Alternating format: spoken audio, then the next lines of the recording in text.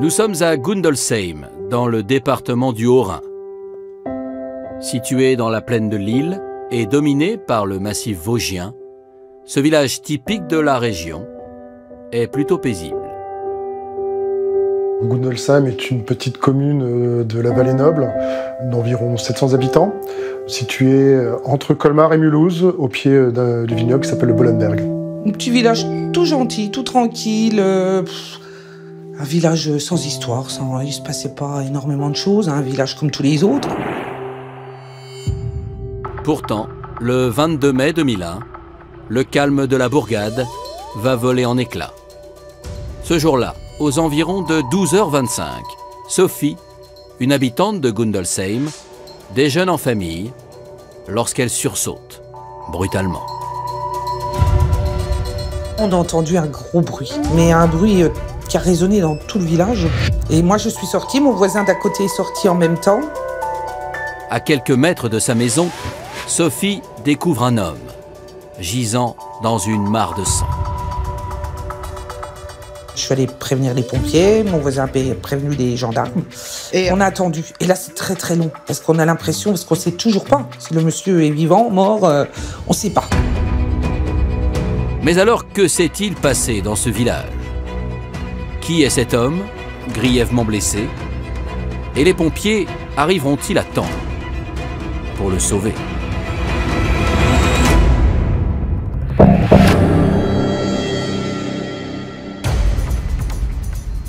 Après d'interminables minutes d'attente, les secours ainsi que les gendarmes de Rouffach, le village voisin, arrivent sur place. Ils découvrent le corps d'un homme, allongé face contre terre, une plaie saignante à la tête. Et à côté, il y a un tapis. Dans l'une de ses poches, une pièce d'identité au nom de Mohamed est retrouvée. Tandis que l'homme de 46 ans est transporté vers le centre hospitalier de Colmar, un individu vient à la rencontre des gendarmes. Il se présente comme le cousin de la victime, qui, comme lui, est vendeur de tapis ambulants. Il est venu sur place avec lui en fin de matinée et qui avait son propre quartier ou ses propres rues à démarcher. Il se divise le travail. Et il a entendu, semble-t-il, les coups de feu. Les allégations du cousin vont être confirmées par la découverte d'une douille de pistolet sur un trottoir. À la recherche d'autres éléments, les gendarmes procèdent à une enquête de voisinage. Plusieurs riverains font mention d'un véhicule suspect qui aurait circulé dans le village une partie de la matinée.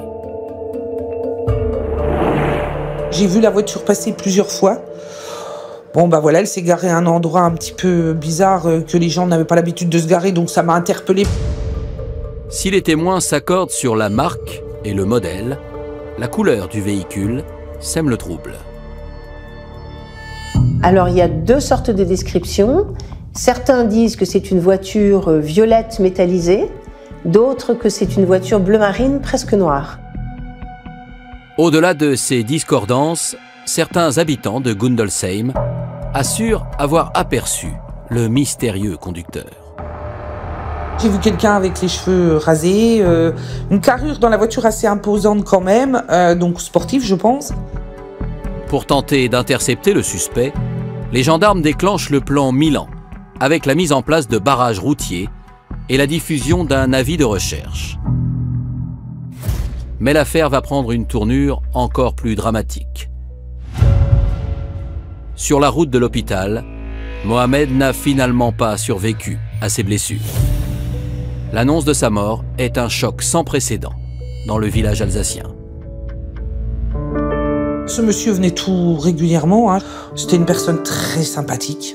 Jamais un problème, un monsieur très gentil, il me parlait de ses enfants, de son pays. Il est en France depuis une vingtaine d'années. Il a une famille au Maroc qu'il visite très régulièrement, à qui il envoie de l'argent. Il a en tout 5 enfants. Mohamed est décrit par ses proches comme un père de famille aussi dévoué qu'attentionné. Le matin des faits, il a appelé son épouse pour lui demander quelle était la pointure des enfants parce qu'il voulait leur acheter des chaussures et leur envoyer des chaussures.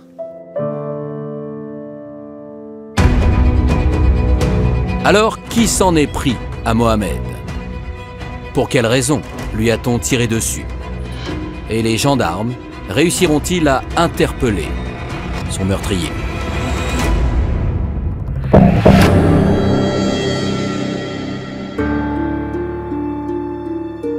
Le 23 mai 2001, au lendemain des faits, une enquête est ouverte pour assassinat. Dans le même temps, les enquêteurs de Rouffach reçoivent le rapport de l'autopsie. Mohamed a été tué par arme à feu, donc un tir qui a été effectué dans la région arrière-gauche du crâne. Le projectile a traversé toute la tête et s'est arrêté au niveau de la pommette. Tué à bout portant, la victime a vraisemblablement été exécutée. Une étude balistique permettra également de déterminer que balles et étuis proviennent d'une arme qui a été utilisée par l'armée allemande durant la Deuxième Guerre. Les enquêteurs se demandent alors s'ils n'ont pas affaire à un crime raciste. D'autant que quelques jours avant le meurtre, un tract au contenu inquiétant a été posé à Osenbach, une commune à 9 km de Gundolsheim. Ce tract annonçait des raids punitifs contre les personnes d'origine étrangère. Il y a une mouvance skinhead dans la région. De part et d'autre de la frontière, on sait bien qu'il y a des groupuscules néo-nazis qui se réunissent. Pour explorer cette piste d'un crime raciste, les gendarmes vont s'intéresser à toutes les personnes qui sont liées aux mouvances skinhead, néo-nazis ou extrême droite et vont donc interroger beaucoup de personnes dans ces milieux-là. Mais ces investigations n'apportent aucun résultat probant. Dans l'impasse, les gendarmes essaient de mettre la main sur le véhicule suspect. Rien que dans le Haut-Rhin, il y avait plus de 6000 véhicules qui correspondaient à ce type de modèle et de marque. Donc ils se sont rendus compte que c'était chercher une aiguille dans une meule de foin et donc ils ont abandonné. Alors les enquêteurs débloqueront-ils la situation? Où se cache le meurtrier de Mohamed? Et s'agit-il d'un crime raciste?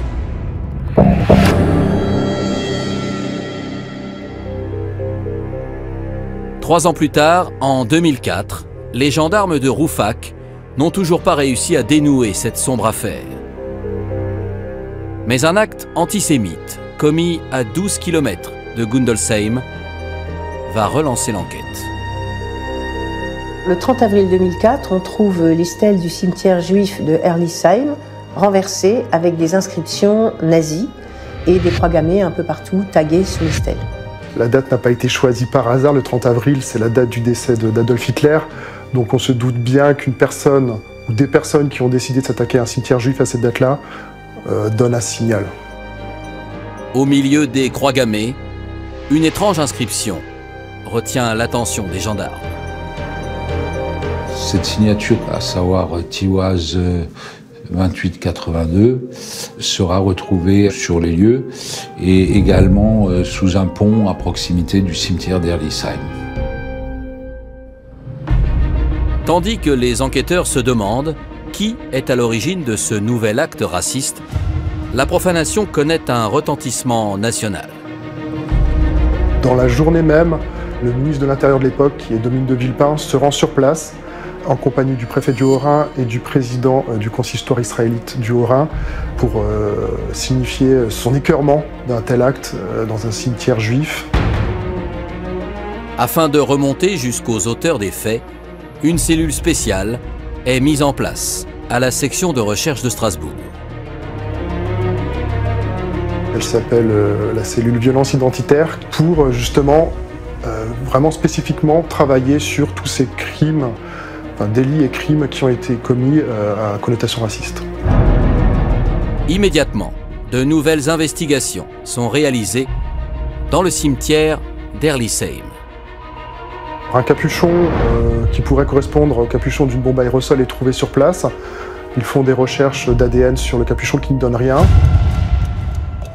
Un an et demi plus tard, le 8 septembre 2005, un autre crime raciste secoue le Haut-Rhin. Dans les jardins familiaux de Rouffach, un Marocain, prénommé Labib, va être à son tour pris pour cible. Labib a ce jardin ouvrier depuis quelques années, il y va régulièrement. Il a 65 ans, donc c'est devenu un petit peu son hirondingre. Et un jour, lorsqu'il se rend et qu'il ouvre la porte, eh bien, il y a une explosion qui se produit.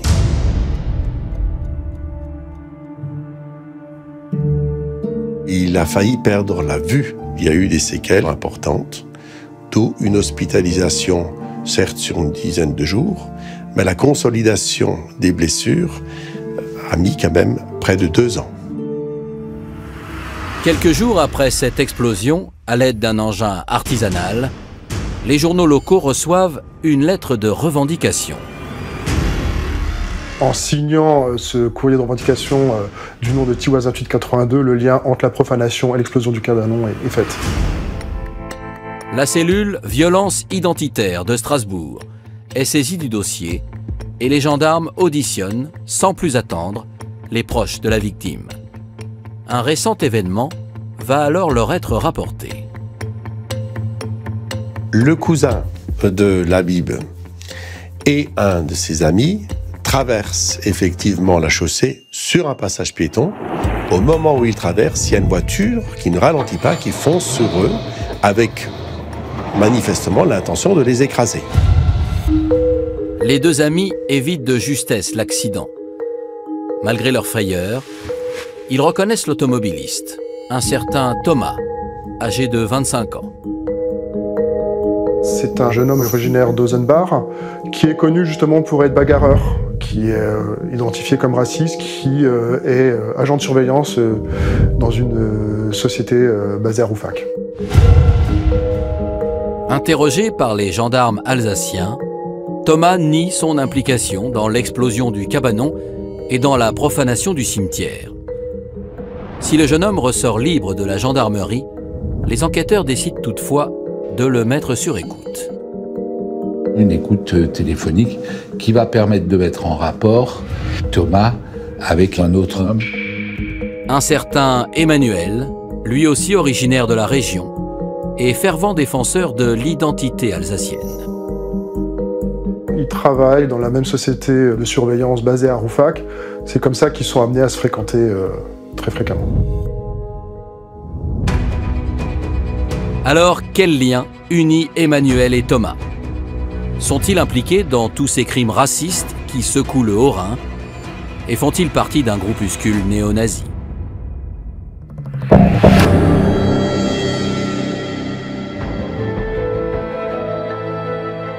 À Strasbourg, les gendarmes de la cellule spéciale décident de se renseigner sur Emmanuel.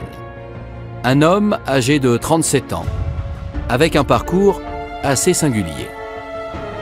Le médecin qui va le voir naître va diagnostiquer quelque chose d'insensé, à savoir qu'il va mourir brièvement. Et il dit à ses parents, surtout ne vous attachez pas à cet enfant, parce qu'il va mourir. Malgré ses prédictions, Emmanuel survit. Et des années plus tard, il va même réussir à se faire un nom dans son domaine de prédilection. Emmanuel était connu dans la région pour ses talents de dessinateur. Il était d'ailleurs collaborateur régulier d'un des 2 journaux régionaux. Si l'homme de 37 ans dessine bénévolement pour une association de défense des droits de l'homme, il est surtout connu pour ses convictions néo-nazies. C'est difficile de savoir exactement quand il a basculé dans l'admiration du Troisième Reich. Toujours est-il que lors de l'enquête, il est identifié que Emmanuel collectionnait des objets du Troisième Reich, qu'il en avait chez lui, qu'il aurait eu un portrait d'Adolf Hitler au-dessus de son lit, et qu'il en parlait beaucoup. Le 12 janvier 2006, Emmanuel est placé en garde à vue. Les gendarmes le soupçonnent d'être impliqué dans l'explosion du cabanon, ainsi que dans la profanation du cimetière juif.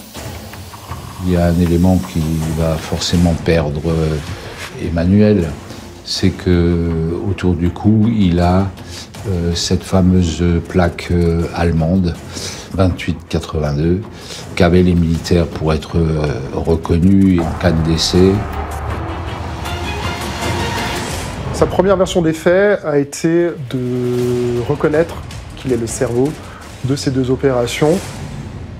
Emmanuel est mis en examen pour violation de sépulture et apologie de crime, ainsi que pour tentative de meurtre. Les gendarmes interrogent à nouveau Thomas, le second suspect. Il nie absolument tout.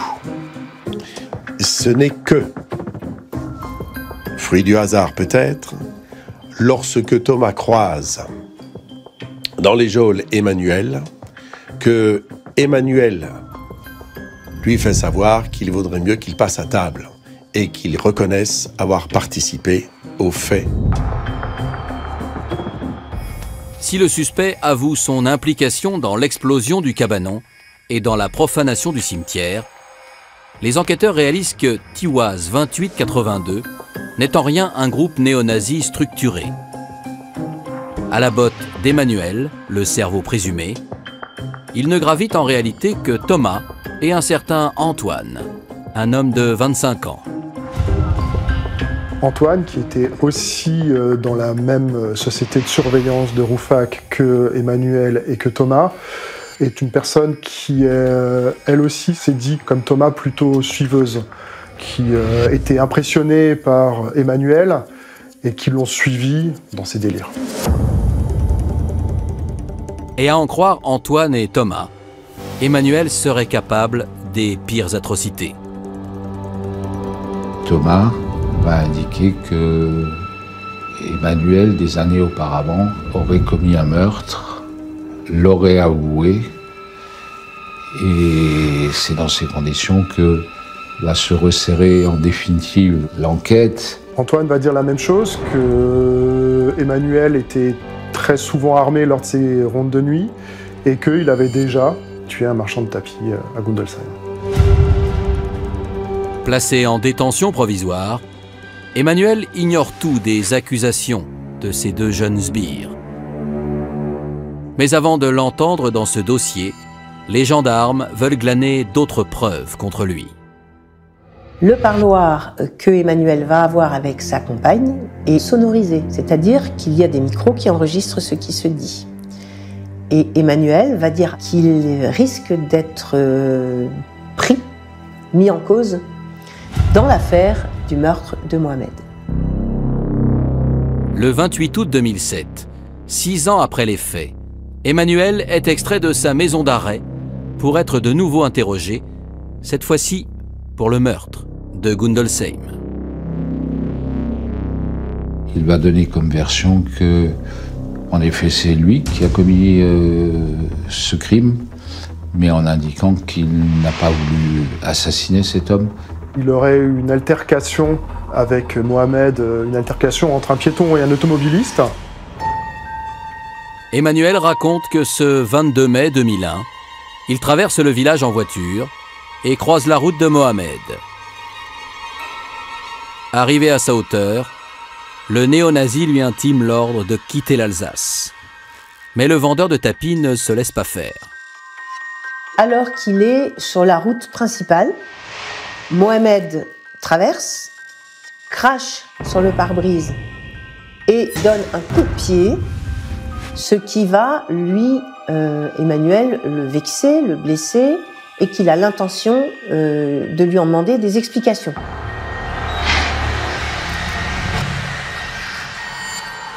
Il reconnaît qu'il est sorti de la voiture avec l'arme, mais sans intention de s'en servir.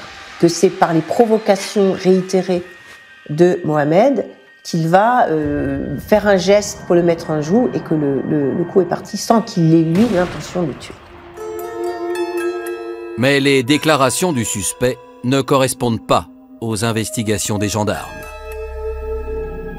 De nombreux témoins ont vu le véhicule bleu passer à plusieurs reprises dans Gundolsheim, faire des allers-retours sur la rue principale. Ils ont aussi vu une personne au crâne rasé faire le guet, donc ça semble pas cohérent avec une altercation. Mis face à ces incohérences, Emmanuel change complètement de version. Il reconnaît avoir été sur les lieux à Gundelsheim. Par contre, il n'indique n'être que le conducteur. Avec son véhicule bleu, il a conduit une autre personne qui avait un rendez-vous dans ce village. Il l'a déposé, il a entendu un coup de feu et il prend la fuite. Malgré ses dénégations dans le meurtre de Mohamed, l'agent de surveillance est désormais mis en examen pour assassinat. Alors comment se comportera-t-il pendant le procès d'assises? Reviendra-t-il sur sa version? Et la famille de la victime connaîtra-t-elle un jour la vérité?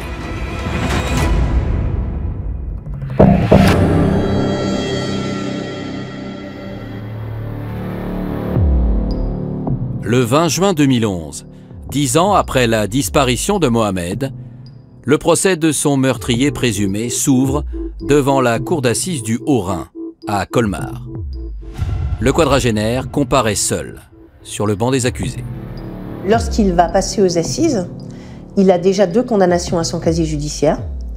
Il a une condamnation pour la profanation d'Herlisheim, donc à 30 mois de détention, et il a une condamnation à 10 ans pour ce qui s'est passé à Rouffach, donc où il a mis des explosifs. Pour ce crime, Thomas, son ancien complice, a écopé de la même peine de prison. Et ils ont été condamnés pour violence volontaire, alors qu'au départ, ils avaient été mis en examen pour tentative de meurtre. Bien. Pourquoi cette requalification? C'est parce qu'on est parti du principe que l'engin explosif qui a été mis en œuvre n'avait rien de létal. Mais pour le meurtre de Mohamed, Emmanuel risque désormais la perpétuité. Les enjeux sont multiples. Il y a effectivement savoir si Emmanuel va finir par avouer qu'il est l'auteur du tir. Il va aussi savoir quelle est la version qu'il va présenter aux jurés de la cour d'assises. À seulement quelques mètres de lui, la presse, mais surtout la famille de la victime, prend place, bien décidée à obtenir justice. Le fils de Mohamed s'est assis avec sa chaise de manière à être face à Emmanuel. Et lorsque on lui a demandé de se rasseoir correctement, il a dit qu'il voulait voir l'assassin de son père. Le témoignage de l'accusé à la barre va marquer un moment décisif dans ce procès. Emmanuel revient finalement sur sa dernière version et endosse l'entière responsabilité du crime. Pour autant, il continue de nier la préméditation. Il dit « Aujourd'hui, j'assume, je reconnais, je n'aurais pas dû sortir avec mon arme. » Face à la cour, Emmanuel va également marteler qu'il n'est plus le même homme et qu'il a désormais tourné la page sur l'idéologie nazie. Il se présente très détaché par rapport à des idées qu'il dit stupides. Il avait commencé à le dire dès le premier procès, lors de la profanation, même si certaines de ses déclarations étaient très contradictoires. Le 24 juin 2011, après 5 jours de débat, Emmanuel est condamné à 20 ans de réclusion criminelle, accompagné d'une peine de sûreté de 13 ans. La famille de Mohamed, ce qu'elle voulait, c'est qu'effectivement ce soit reconnu. Qu'ils fassent 20 ans ou 30 ans, c'est pas ça qui leur ramenait leur père ou leur frère ou leur mari. Mais ils ont été très choqués par le fait que l'inculpation d'assassinat ne soit pas suivie par les jurés et par la cour d'assises et qu'ils soient condamnés pour meurtre.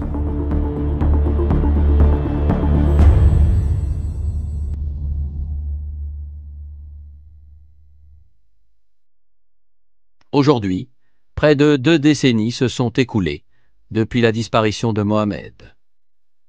Malgré les années, personne à Gundelsheim n'a oublié cette haine aveugle qui a frappé de plein fouet leur village.